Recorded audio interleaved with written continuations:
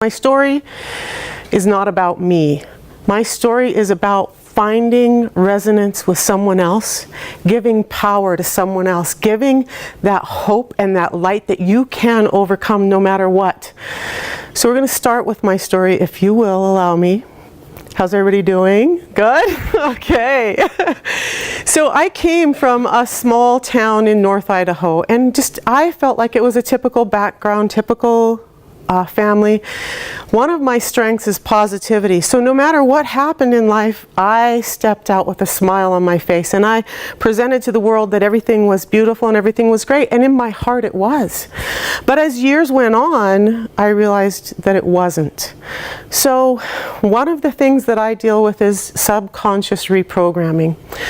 For me, what happened was all of these messages that came to me, all of these stories that came to me from a trusted person in my life that said, you're not good enough, you're not pretty enough, you're not tall enough, you're not thin enough, you're not smart enough, you're not white enough. I'm half Native American. And then from the Native Americans I hear, you're not Native enough.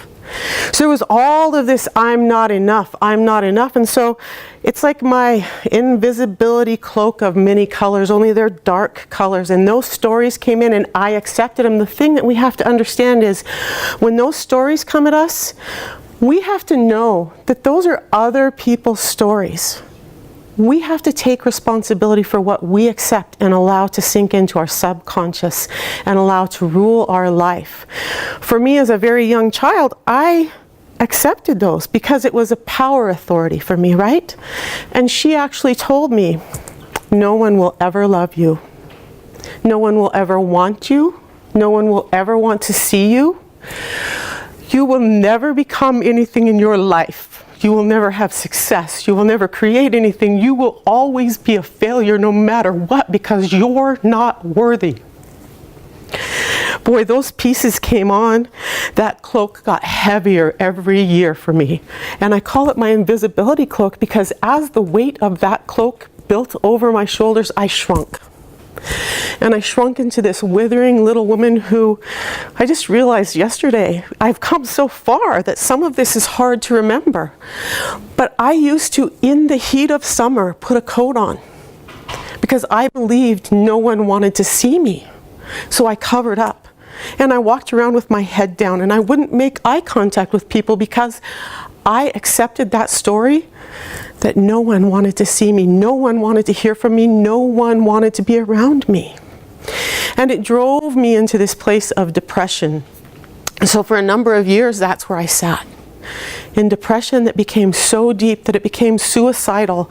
And I remember nights when I would leave my small family and drive out in the night in North Idaho, tears streaming down my face. Barely able to see the road, my chest heaving from the tears. And I would think, man, if I could just drive my car off that river right there and never be seen again, I would be so blessed. If I could just drive my car into that rock cliff and have this end, oh, what a relief that would be. But then I would think about the saving grace in my life, my father, and then it became my children. And I thought about the devastation that it would cause them if I did something like that. So I then realized I could never do that. So then it became, I would lay in bed at night and sob and beg God to take me in the night, to let me fall asleep and never wake up again. So part of that story is there was some physical abuse as a child. It culminated in both of my hips being replaced now early. I have 18 broken bones. I have had like 93 inches of scarring across my body as a result of surgeries and other things. So it was a rough time. And I didn't really realize how rough it was because the same family members told me that I was mentally damaged, that I didn't think right, that I didn't remember reality right. And it wasn't until Facebook came along that I realized that I wasn't crazy. And it was because people from my childhood started reaching out to me. And they said, oh my God, you're still alive. We used to sit at our table at dinner, family dinners, and pray that we wouldn't open up the newspaper and find out that you were gone. That moment I realized that that reality was real and I was not crazy. I had nightmares for years, and I worked through those things, and my dear father was mortified that in these nightmares, the reality of my childhood came forth. And that man, every time I came forth with something, would just sit and sob. I never saw him cry until these times. So fast forward through my marriage, I finally get the courage to leave an abusive marriage, which followed the abuse from childhood. We all do it. We find the situation that we're comfortable in.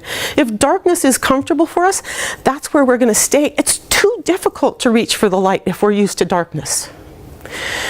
But I saw my kids walking out of the bathroom one day. My son was like 6 years old and my daughter was 9, and he was beating her over the back, yelling at her and berating her, and something snapped in me.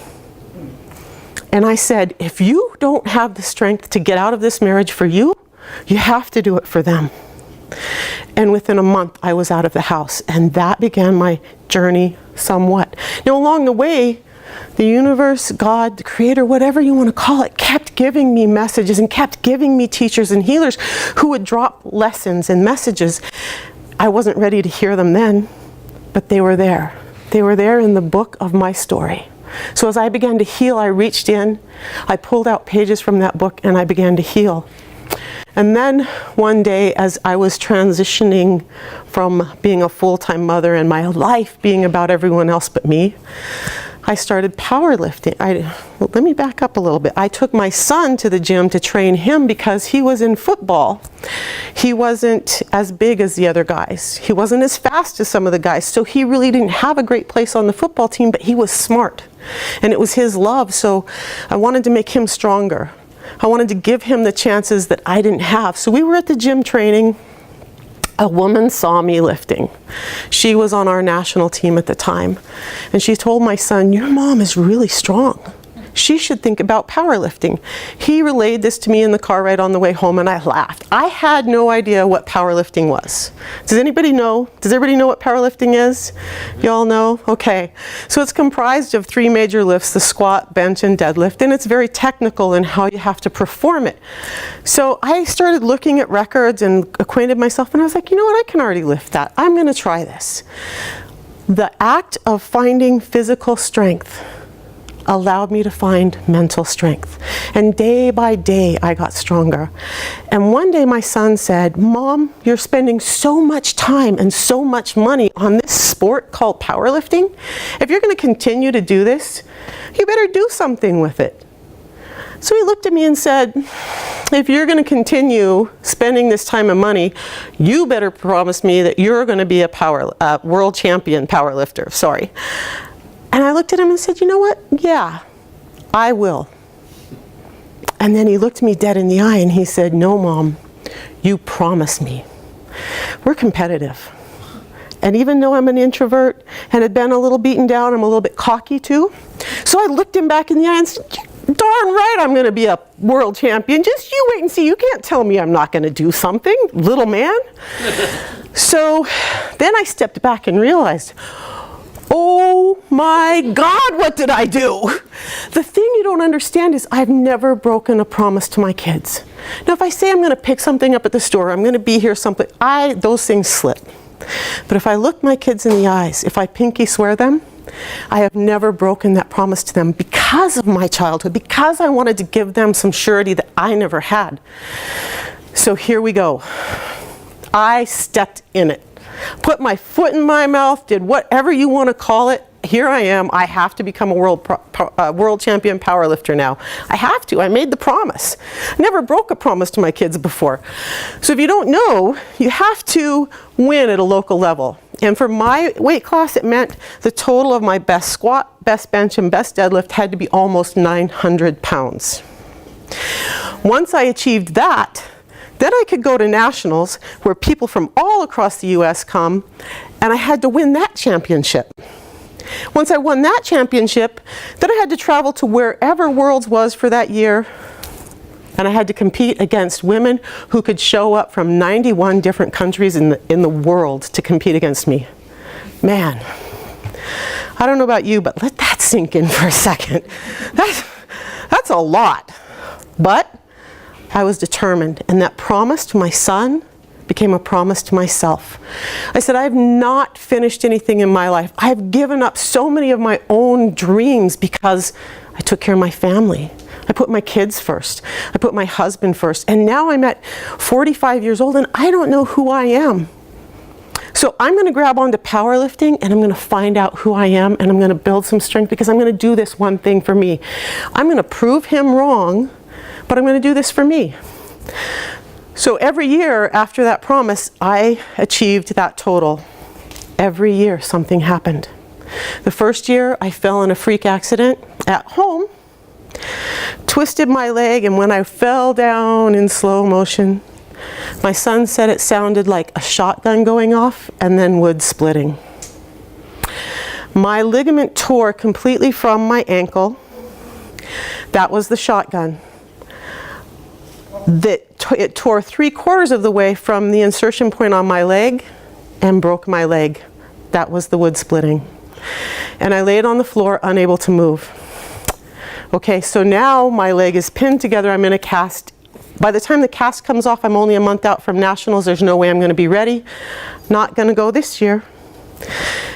When the leg healed, I had pain in my groin. The doctor said, your hip is deteriorated early, so we're going to have to do a hip replacement. That was when the reality of some of the childhood abuse hit home. My hip had deteriorated early because of childhood trauma. Now I know I'm not crazy. I didn't make it up. So that was done. A year I couldn't compete. I started back in. I qualified again, a second year. That year I got wrapped up with somebody who was not a healthy person, and finances were tied up, and at the last minute I didn't have the money to go to nationals. I just couldn't go. A third year I qualified. And while training for nationals, I fell and tore my thumb off, broke it in half, ripped it almost completely from myself, crushed the bone, had to have it pinned together. And the doctor said, actually 4 surgeons looked at me and said they would not replace the thumb. A 5th surgeon, thank God, looked at it, who was as cocky as I am, and said, you know what? I'm going to take a look at it in the morning, and maybe I'll replace it. What I didn't know was that it had to have color in the morning. I had to have 2 sources of blood supply, or he couldn't replace it. In the morning, I had exactly 2 sources of blood supply. He replaced my thumb. He never expected me to keep it. He told me I can't lift because if I lift, my blood pressure increases. I'm going to blow those 2 sources of blood supply and I'll lose my thumb. So again, I don't get to go to nationals. 4th year, I qualify. My hip had been put on crooked, so my left leg turns in. For 3 years, I tripped over that leg. That motion deteriorated the meniscus in my knee. In a simple move, I shredded that meniscus. I know, right? That's how I felt. Oh Lord, this is my life. But at that moment in time, my left knee is 7 to 8 inches bigger than my right knee. It's in a brace. I'm on crutches. I can barely train, but I'm training because I sat down and said, what on earth is going on? And that's the year that my self-healing took a change, because I realized, remember all those stories in that invisibility cloak? They became the very fiber of my being. And my subconscious was doing a bang-up job of making sure that I didn't exceed anything that I had accepted that I could be. So all of those messages of, you will never succeed, you will never be anything and no one wants to see you, the closer I got to becoming something, the harder my subconscious fought against me. And that 4th year, I sat down and said, I don't care. I'm going to stand on that platform. I'm going to compete. If I only lift the bar, I'm going to stand on that platform. I'm going to break this pattern. I'm going to break it. I'm not going to allow this to continue. That glass ceiling, that self-imposed limitation, that barrier, I'm going to bust through it because I'm not living like this anymore. I can't live like this anymore. I get to nationals, a month out, I'm still on crutches. I get to nationals. My teammate and my roommate looks at me as I'm holding onto the railing, trying to walk down the hall to the elevator. She said, "You can't compete tomorrow. You can't even walk." I said, "I'm going to get up there. I have no choice. I have to get up there tomorrow." I won. I took that platform. Every fiber of my being fought against that subconscious programming, and I won.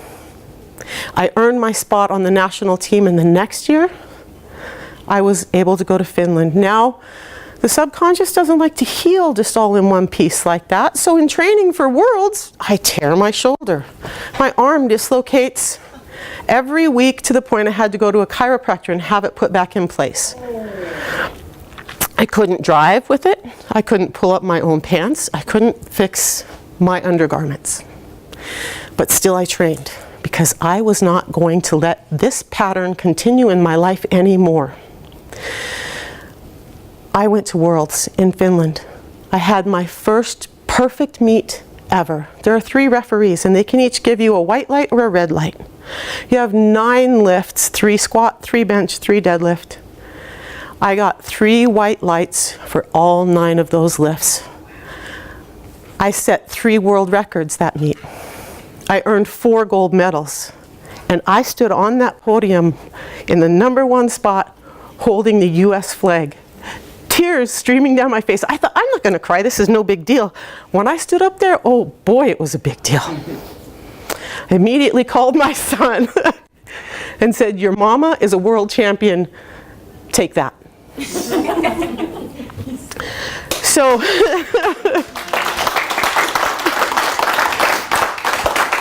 since then, I've set 15 world records and won every world championship I've gone to.